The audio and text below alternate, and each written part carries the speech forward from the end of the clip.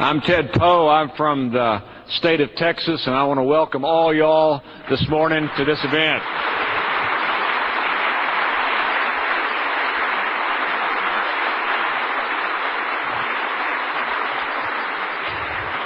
It's great to be here, and what a distinguished group of panelists we have today to talk about a very important subject. And that subject is about people, real people, family members, friends, and patriots of those of you that are here. The United Nations tells us that Camp Liberty is now ready to take the Camp Ashraf residents. They and the Iraqis assure us it's safe. But you know, I just don't trust the Iraqis.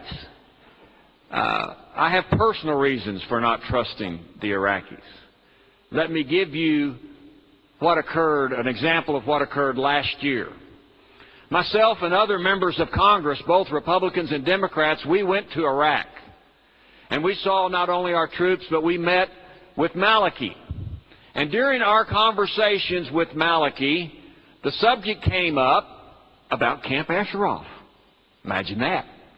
And we asked Prime Minister Mالكي that if we could go, as just members of Congress, to go visit Camp Ashraf and find out for ourselves what has been going on in Camp Ashraf. After all, last year, we all remember, people in Camp Ashraf were murdered.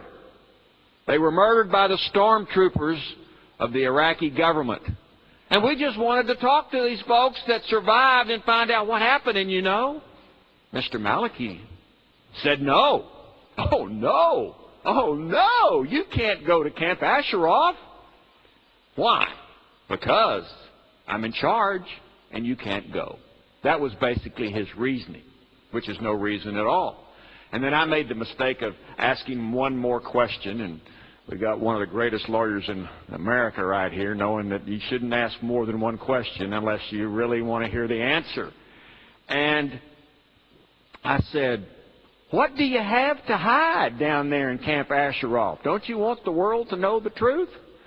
That was the wrong question to ask, because the meeting, all of a sudden, was over.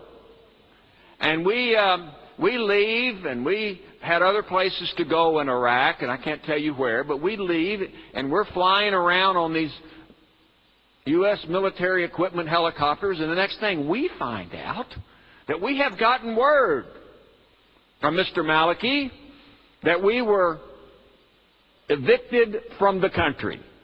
We were told to leave Iraq. So I guess we asked the wrong question to Mr. Mالكي.